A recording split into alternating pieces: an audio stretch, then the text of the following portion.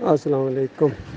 بالکل اسی طرح کا ایک ویڈیو پہلے آیا تھا، اس غلطی کی نشاندہی کی گئی تھی، اور یہ ایک ہندو ہے، دیکھیے پوری طرح مسلمانوں کو شرم دلا رہا ہے کہ دیکھو وہی قرآن تمہارا عرب میں بھی ہے، دوسرے ممالک میں بھی ہے، انڈیا میں بھی ہے، اور دن میں 5 مرتبہ اذان ہوتی ہے، اور لاؤڈ اسپیکر کے ذریعے پکار پکار کر کہا جاتا ہے کہ اشہد ان لا الہ الا اللہ، کہ اللہ کے علاوہ کوئی معبود نہیں۔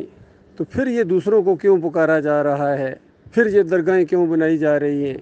پھر یہ مزاروں کے سامنے کیوں جھکا جا رہا ہے؟ پھر یہ درگاہوں کی کیا حیثیت ہے؟ جب کہتے ہو اللہ کے علاوہ کوئی الہ نہیں، کوئی معبود نہیں، پھر کیوں جھکتے ہو ان کے سامنے؟ کیوں سر جھکاتے ہو؟ کیوں ماتھے ٹیکتے ہو؟ کیوں نظر و نیاز پیش کرتے ہو؟ اس طرح کا اس نے مسلمانوں کو شرم دلائی ہے، لیکن ان بے شرموں کو کوئی شرم نہیں آتی ہے، یقین کیجیے، کیونکہ شرک کرنے والا اس کی غیرت ختم ہو جاتی ہے۔ وہ یعنی اس میں ساری چیزیں جو ہوتی ہیں، ایک مومن کے اندر جو توحید ہوتی ہے، ایمان ہوتا ہے، وہ اس کے اندر سے نکل جاتی ہے۔ باقی سندھو نے ایک ذرا معاملہ غلط بیان کیا ہے، اس کی یا تو سمجھ نہیں ہے یا اتنا اس کا فہم نہیں ہے، کہ اس نے کہا کہ دیکھو عرب کے اندر سارے قبرستان بالکل کچے ہوتے ہیں، چاہے کوئی امیر ہو یا غریب ہو، یہ بات اس کی صحیح ہے۔ اور ساتھ اس نے یہ کہا کہ عرب میں کوئی ایک درگاہ بھی نہیں ہے، کوئی ایک مزار بھی نہیں ہے۔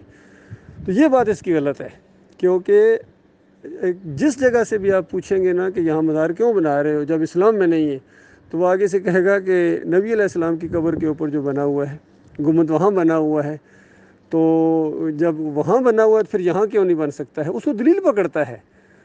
تو یہ ایک معاملہ ہے جو اس کی کاش یہ بھی بیان کر دیتا ہندو، تو پھر ان مسلمانوں کو اور زیادہ یعنی ان کے اوپر چوٹ پڑتی کہ دیکھو ایک ہندو بھی سمجھ گیا ہے کہ مزار نہیں ہونا چاہیے، قبر کچی ہونا چاہیے، قبر کے اوپر اگر تم گنبد بناؤ گے، مزار بناؤ گے، وہاں سر جھکاؤ گے، پکارو گے، تو یہ پھر اس کی بندگی ہے، یہ لا الہ الا اللہ کا انکار ہے، اور یہ ایمان نہیں ہے، یہ شرک ہے، یہ غیر اللہ کی بندگی ہے، پکارے ہیں، چاہے نظر و نیاز ہے۔ اصل میں شرک کی بے شمار قسمیں ہیں۔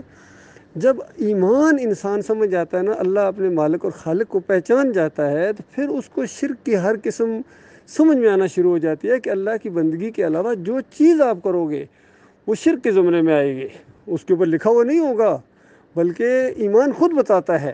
مثال کے طور پر نبی صلی اللہ علیہ وآلہ وسلم نے دعا مانگی کہ اے اللہ میری قبر کو بت نہ بنانا کہ پوجی جائے، تو اس سے کیا نکلا کہ جو قبر پوجی جاتی ہے وہ بت ہوتی ہے۔ تو قبر پرستی بت پرستی ہے، یہی تو بتایا جا رہا ہے کہ مسلمانوں کے اندر یہ قبر پرستی جو آ گئی ہے یہ خالص بت پرستی ہے۔ درخت پوجا جائے گا وہ بھی بت کی حیثیت ہے، کوئی پیر پوجا جائے گا، کوئی درگاہ پوجی جائے گی، گنبد پوجا جائے گا، تو یہ بت پرستی ہے۔ تو آج نبی صلی اللہ علیہ وآلہ وسلم کی جو قبر ہے یہ پوجا گاہ بنی ہوئی ہے، عبادت گاہ بنی ہوئی ہے، پوجی جا رہی ہے، اور مسلمانوں کے اندر یہ عقیدے کی خرابی آ گئی ہے۔ اگر یقین کسی کو نہیں آتا ہے تو ابھی دیکھنا، ابھی مہینہ شروع ہونے والا ہے ربیع الاول کا، تو اس کے اندر یہ جو انڈیا میں، بنگلہ دیش میں، پاکستان میں ہر جگہ اس گنبد کی شبیہ بنائی جائے گی، اور گویا مسلمانوں کا گھوڑا نکلے گا، ان مسلمانوں کا، سنیوں کا گھوڑا نکلے گا۔ پہلے پچھلے مہینے میں آپ نے رافضیوں کا گھوڑا دیکھا ہے، کس طرح اس کو چومتے ہیں، اس کے سامنے جھکتے ہیں، اس کو ہاتھ لگانا اپنی وہ سمجھتے ہیں، عقیدت سمجھتے ہیں۔ تو اب یہ جو اگلے مہینے ان سنیوں کا یہ گنبد نکلے گا نا، سروں پر اٹھا کر بھاگیں گے، ادھر ادھر چکر لگائیں گے، اس کے گرد چکر لگائیں گے، عزت سے اس کی طرف دیکھیں گے، مرادیں مانگیں گے، اور اس کو ایمان اور دین سمجھتے ہوئے سب کچھ کریں گے۔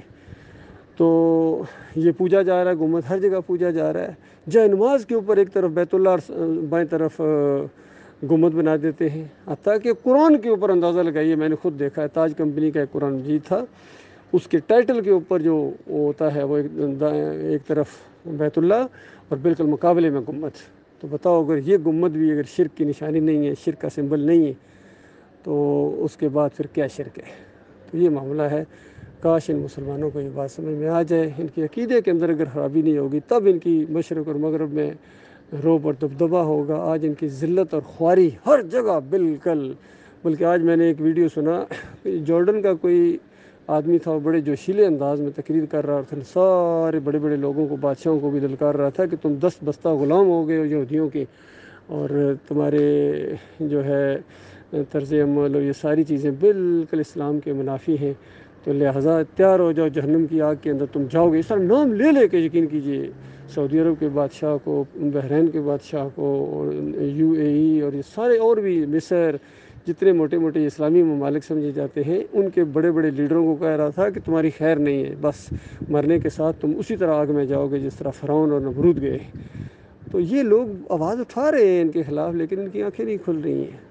اللہ تعالیٰ غور و فکر کرنے کی توفیق عطا فرمائے۔ یہ مسلمان ان فرقوں سے نکلیں، فرقہ بندی سے، مسلک سے نکلیں، کوئی بریلوی بنا دیا گیا، کوئی دیوبندی بنا دیا گیا، کوئی اہل حدیث بنا دیا گیا، پھر ان کے اکابرین کا جب ہم شرک اور کفر بیان کرتے ہیں تو یہ آگے سے ناراض ہوتے ہیں، بھئی آپ ہمارے اکابرین کو چھیڑ دیتے ہیں۔ بھئی انہوں نے تو بیج بویا ہے، وہ اصل مجرم ہیں جنہوں نے یہ عقیدے پھیلائے ہیں کہ مردہ سنتا ہے، دیکھتا ہے، پہچانتا ہے، اور ہماری ان کے آگے، ان کی اللہ کے آگے، تو یہ قبر پرستی کی جڑ ہے، بنیاد ہے۔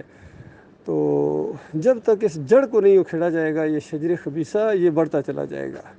باقی قرآن کا یہی انداز ہے بھائی، باقی اگر کوئی اپنی طرف سے ان کی حمایت کرتا ہے، طرفداری کرتا ہے فرقوں کی، مسلکوں کی، اپنے کافرین کی، تو یہ چیز ایسے ہی ہے کہ جس طرح اللہ نے سورہ نساء میں کہا کہ دنیا کی زندگی میں تو ان کی وکالت کر لی، کل قیامت کے دن اللہ کے ہاں ان کی وکالت کون کرے گا۔